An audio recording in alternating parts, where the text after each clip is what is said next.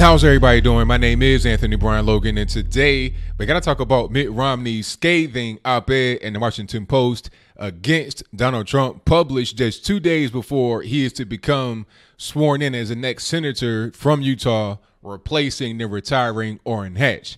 Now, I can't say I'm really surprised at this. Mitt Romney was a big never-Trumper during the 2016 campaign, trying to latch on to the moral high ground.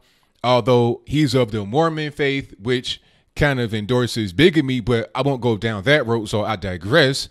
My point is that he did not like Trump from the beginning, although he kind of changed his mind when he was trying to become the senator, which he has now, talking about, I'm thankful to get Trump's endorsement, this, that, and the third. Now, all of a sudden, here comes a big op-ed against him. I don't think Trump is surprised either. You can see the tweet right here on the screen before you. He says, here we go with Mitt Romney, but so fast. So maybe he thought that this would come a little bit later, but it's come already. Question would be, is he a flake? I hope not. Would much prefer that Mitt focus on border security and so many other things where he can be helpful. I wanted big and he didn't. He should be happy for our Republicans, be a team player and win. 100%. This has a lot of parallels to Jeff Flake because, as we all know, Jeff Flake was a big-time never-Trumper during the campaign, afterwards, to the point where he actually quit. So maybe if he's like Flake, he'll quit in the middle of his term, but I don't think you're going to run while Trump is in office and then quit right in the middle of it. But we'll get to more of those things in a little bit. We're going to go ahead and read the op-ed here. I've already read it, but I want to read it with you so I can just point out certain points, take my time and just dig through it and analyze it. So you see the headline right over my shoulder. Mitt Romney, the president shapes the public character of the nation. Trump's character falls short. Now, I'm not really sure what Mitt Romney wants from Donald Trump. I mean, should it be Jesus Christ? How about Joseph Smith from the Mormon faith? I don't really know, but again, I digress. Let's go ahead and get into the article to see exactly what's going on here. All right, this is written by Mitt Romney, and the op-ed, quote unquote, reads, the Trump presidency made a deep descent in December. The departures of Defense Secretary Jim Mattis and White House Chief of Staff John F. Kelly, the appointment of senior persons of lesser experience, the abandonment of allies who fought beside us, and the president's thoughtless claim that America has long been a quote-unquote sucker in world affairs all define his presidency down. Now, the thing about people leaving, that's something that happens. You know, I think Jim Mattis got fired by Barack Obama, and there wasn't really an outcry because of that. But, you know, I guess anything goes when you're trying to paint a narrative that may or may not be true. But let's keep going in the article. It is well known that Donald Trump was not my choice for the Republican presidential nomination. You don't say. After he became the nominee, I hoped his campaign would refrain from resentment and name calling. It did not. When he won the election, I hope he will rise to the occasion. His early appointments of Rex Tillerson, Jeff Sessions, Nikki Haley, Gary Cohn, H.R. McMaster, Kelly, and Mattis were encouraging. But on balance, his conduct over the past 2 years, particularly his actions last month, is evidence that the president has not risen to the mantle of the office. Now, what did he actually do that makes you think that, Mr. Romney? Let's get into it and see what he says. It is not that all of the president's policies have been misguided. He was right to align U.S. corporate taxes with those of the global competitors, to strip out excessive regulations, to crack down on China's unfair trade practices, to reform criminal justice, and to appoint conservative judges. 2 Supreme Court judges, Neil Gorsuch and Brett Kavanaugh, very important. These are policies mainstream Republicans have protected for years or promoted for years. But policies and appointments are only part of a presidency. To a great degree, the president shapes the public character of the nation. A president should unite us and inspire us to follow our better angels. Like, that's what I was saying from the beginning. There's wanting to be Jesus, Joseph Smith. What is wanting to be? I don't need the president to be some kind of religious leader or a thought leader. I need him to be in there getting things done. I could not care less what he actually does on his private time or on his Twitter or how he speaks. It's totally irrelevant. He can curse on TV every day and it'll just be totally filled with bleeps. You can't hear what he's saying. And as long as we can get that wall, as long as we can get these lower taxes, as long as we can just curb the legal and illegal immigration, as long as the country is not involved in endless foreign wars or starting more endless foreign wars, I'm good. I don't really care too much about the quote unquote conduct. And what is so bad about the conduct? A president should demonstrate the essential qualities of honesty and integrity and elevate the national discourse with comity and mutual respect. As a nation, we have been blessed with presidents who have called on the greatness of the American spirit. With the nation so divided, resentful, and angry, presidential leadership and qualities of character is indispensable.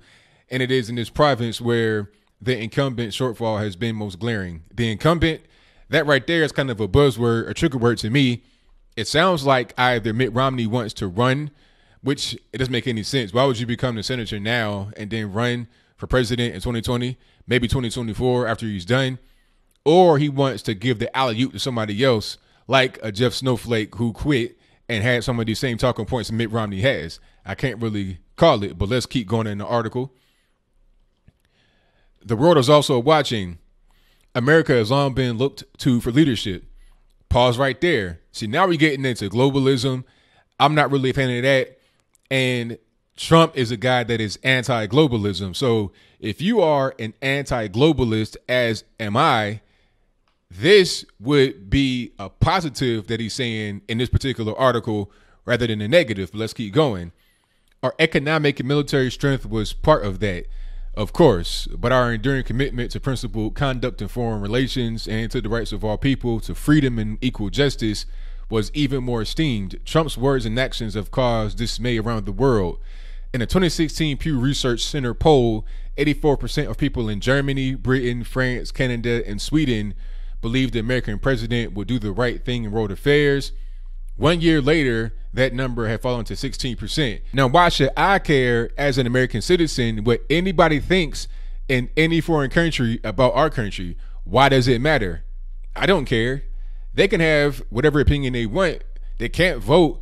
They have no skin in the game, so it doesn't even really matter. And again, that goes back to globalism. We shouldn't be involved with world affairs like that anyway. Focus on the sovereignty, safety, security, and prosperity of our own nation rather than worrying about the entire world, trying to be the police or the moral guider, the Jesus, the pastor of the entire world. This comes at a very unfortunate time. Several allies in Europe are experiencing political upheaval.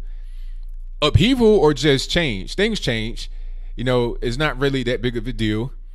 You're talking about a yellow vest situation. I mean, that's because the president of France, Emmanuel Macron, is not doing the right thing and people are reacting. But let's keep going. Several former Soviet satellite states are rethinking their commitment to democracy. Some Asian nations, such as the Philippines, lean increasingly towards China. That was a shot at Rodrigo Duterte, the president, who is somebody that says, okay, kill the drug dealers and let's link up with China. That's not even really a choice because the drug dealers are killing the nation. So, you know, you got to do what you got to do. And China is a dominant power in the world. China is not only dominating a lot of Asian countries, they're dominating all countries, including America, in many ways. Not quite to the extent they dominate those that are right close to them in the Asian region, but they're still having a big impact. But let's keep going. Some Asian nations, such as the Philippines, lean increasingly toward China, which advances to rival our economy and our military. The alternative to U.S. world leadership offered by China and Russia is autocratic, corrupt, and brutal. Again, why do we need to be involved with world affairs?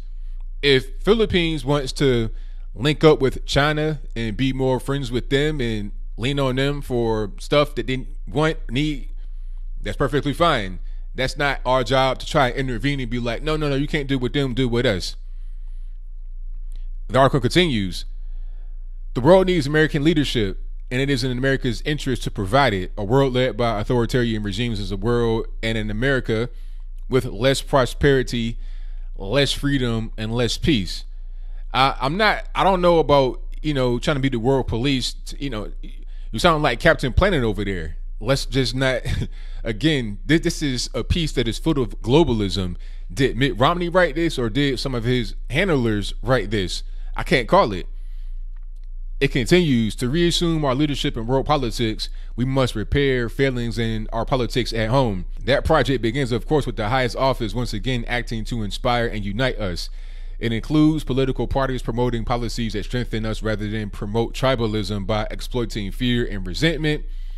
Our leaders must defend our vital institutions despite their inevitable failings: a free press, the rule of law, strong churches, and responsible corporations and unions. The free press thing was a shot at Trump because he's talking about how bad CNN is, this, that, and the third. And these journalists, these journalists have been really acting poorly. They act against the interests of the American people. They're brainwashing people to believe things that aren't true by putting out misleading statements and headlines and stuff like that. But let's keep going. We must repair our fiscal foundation, setting a course to a balanced budget. We must attract the best talent to America's service and the best innovators to America's economy. Well, you could do that by reforming immigration and cutting down on illegal immigration. America is strongest when our arms are linked with other nations. We want a unified and strong Europe. We don't want, who is we? I don't speak French. You want a unified Europe. I don't care. That's their business. I would like to see every nation experience peace, but what every nation wants is on them. I can't. Why would I want a unified Europe? What does it even mean? Unified Europe? As far as I know, there's a bunch of different countries in Europe. They're not unified. They may have peace, but to have one big country, ain't no such thing. Not a disintegrating union. That's probably a shot at Brexit and stuff like that. But hey, the people of a sovereign nation want a thing, so why shouldn't they be allowed to have it? We want stable relationships with the nations of Asia that strengthen our mutual security and prosperity. I look forward to working on these priorities with Senate Majority Leader Mitch McConnell and other senators. Furthermore, I will act as I would with any president, in or out of my party. I will support policies that I believe are in the best interests of the country and my state, and oppose those that are not. I do not intend to comment on every tweet or fault, but I will speak out against significant statements or actions that are divisive, racist, sexist, anti-immigrant, dishonest, or destructive to democratic institutions. Well, from that right there, you sound like a cold, stomp down liberal. You like Jeff Snowflake 2.0 right here. Anti-immigrant, what are you talking about? Racist? Give me some example. You're saying a bunch of key words, buzzwords, without giving me examples of times where this may have been the case before. But let's keep going and finish it on out. I remain optimistic about our future. In an innovation age, Americans excel. More importantly, noble instincts live in the hearts of Americans. The people of this great land will eschew the politics of augur and fear if they are summoned to the responsibility by leaders in homes and churches and schools and businesses and government, who raise our sights and respect the dignity of every child of God, the ideal that is the essence of America. All right, Mitt Romney, I hear you on your little soliloquy at the end, your little op-ed here. Basically, to wrap it on up in a nutshell, you're going to be a never Trumper. During this particular 2 years, up until 2020, to try and make a little bit of room for the Republican challenger. It could be you, although you just became the senator. That's a 6-year term. Why would you run now as a senator? That's easy to just say. You just got in office to boost up your standings to become the next president. You'd be easily torn apart. You're probably just trying to boost a Jeff Flake or somebody like that up to be the Republican challenger in 2020. And you're trying to put pressure on Trump to just behave better according to your moral standing. You can have 10 wives and that's fine, but because Donald Trump got caught on the tape 20 years ago talking about some locker room stuff with Billy Bush, then you want to pin him as some kind of disgusting person. I'm not saying that's you, Mitt Romney. I'm just saying this kind of rhetoric comes from those kinds of people, and you're using the same talking points that they are using. Really, at the end of the day, as I close, I think that if Mitt Romney just sticks to the correct voting patterns, getting in the correct Supreme Court justices, because Ruth Bader Ginsburg, the clock is ticking. Unfortunately, she'll retire pretty soon, or she may pass away. 85 years old, not in very good health. So we're probably going to have at least 1, 2, maybe 3 more justices. As long as you vote the right way on that, I'm good. The wall, you got to vote the right way on that. As long as you just vote the right way, I don't really particularly care about your little op-eds and stuff. You can keep doing that, and that's fine. But I think as do I, who the real boss is and what you have to do in your current position. And if you don't do that, you'll be out of DC forever. But whatever your comments are, please let me know in the comments below. And that's all I got to say for this video. If you like what you heard, please comment, rate, share, and subscribe. Peace.